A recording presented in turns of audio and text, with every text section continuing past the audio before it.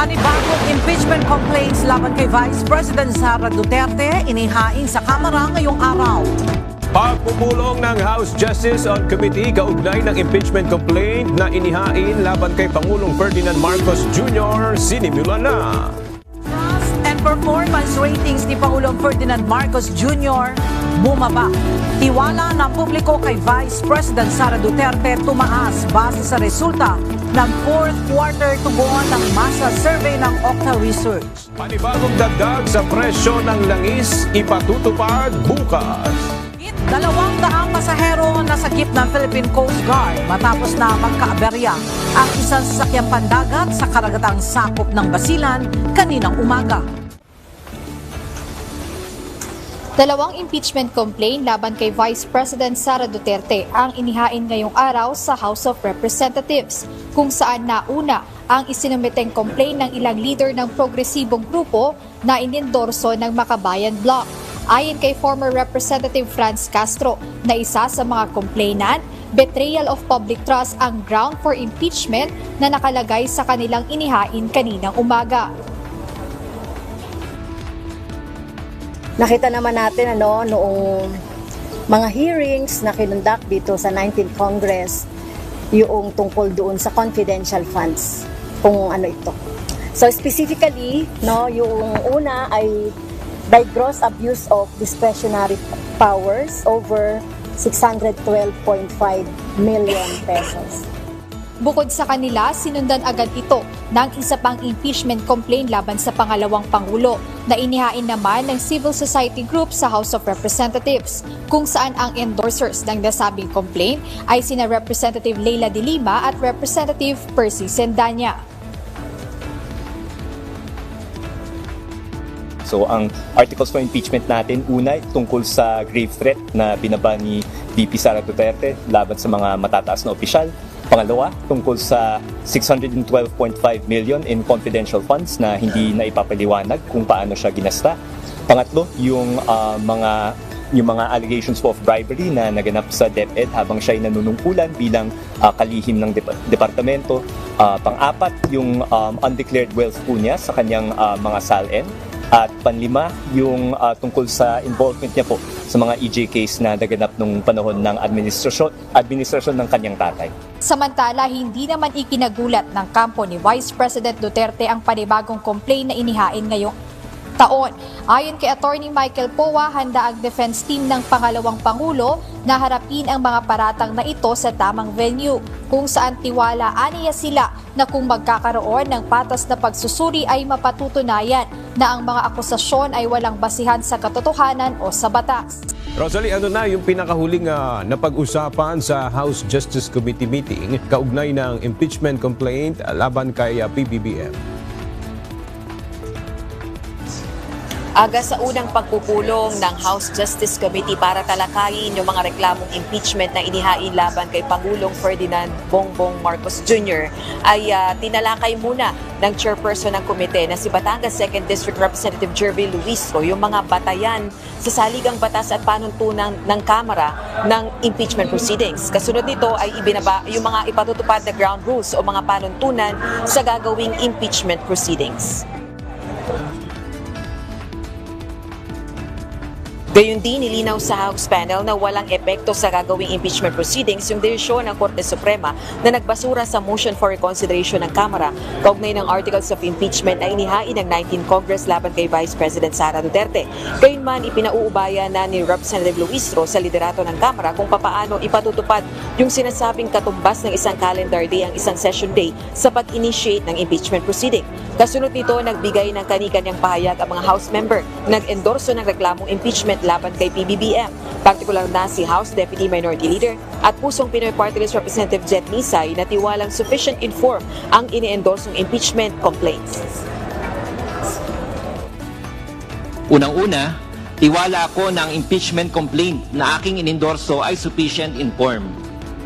Batay sa ating rules, kaugnay sa pag-evaluate ng impeachment complaint, ang isang impeachment complaint para maging sufficient inform must be verified by an affidavit that the complainant has read the complaint and that the allegations therein are true and correct of his personal knowledge or based on authentic records.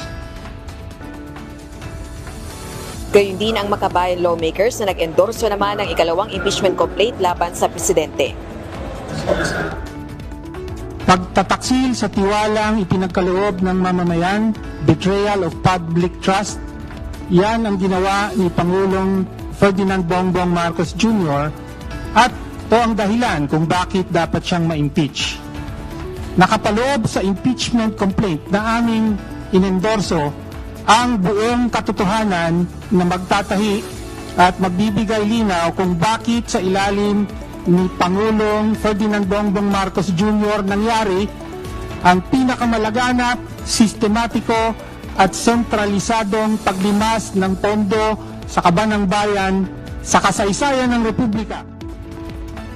Aga, bago tayo mag-ulat para sa CNews, nagbotohan na itong House Justice Panel kaugnay ng sufficiency in form ng unang impeachment complaint laban kay Pangulong Bongbong Marcos Jr. na inihain ng abogadong si Andre De Jesus. So 46 sa Justice Panel members ang bumoto ng pabor, ibig sabihin sufficient in form yung unang impeachment complaint laban sa Pangulo. Sa ngayon, tinatalakay naman ng House Justice Panel kung sufficient in form din ba yung ikalawang impeachment complaint na inihain ng Masa et al. At inendorso ng makabayang lawmakers. Ngayon, unang step pa lang ito, yung pag-determine o pagtukoy kung sufficient in form yung mga impeachment complaint na inihain laban sa presidente. However, even myself is confused. Alin yung susundin natin? Is it the February 6, 2026 na nasa original decision?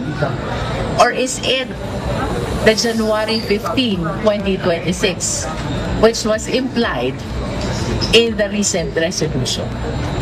But I think it is important na maliwanagan, pa-clarify ang Supreme Court yung date kung kailan allowed na ang second impeachment.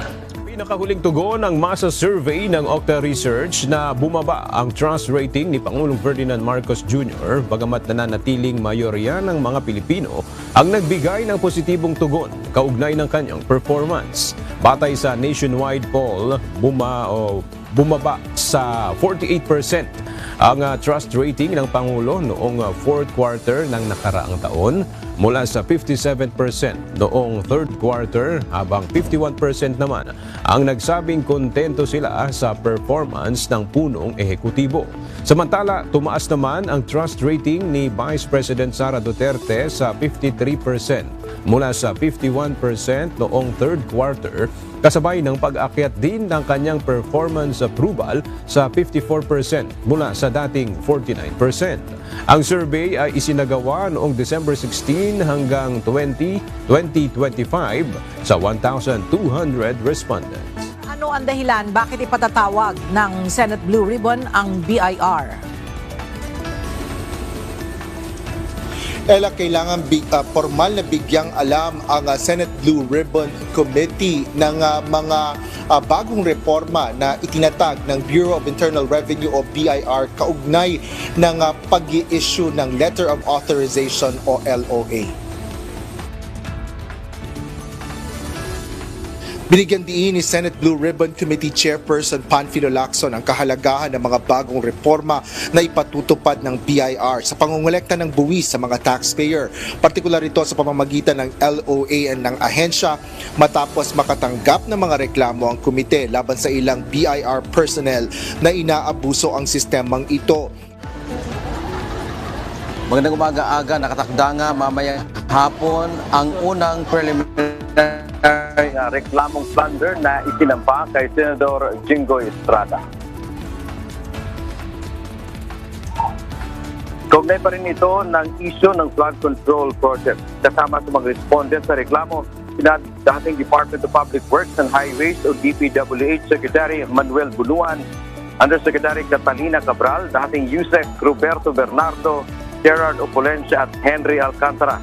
Ayon kay Prosecutor General Richard Anthony Padulyon, hindi pa required na pumunta ang mga inirereklamo. Para lang anya sa reception of records ang gagawin mamaya.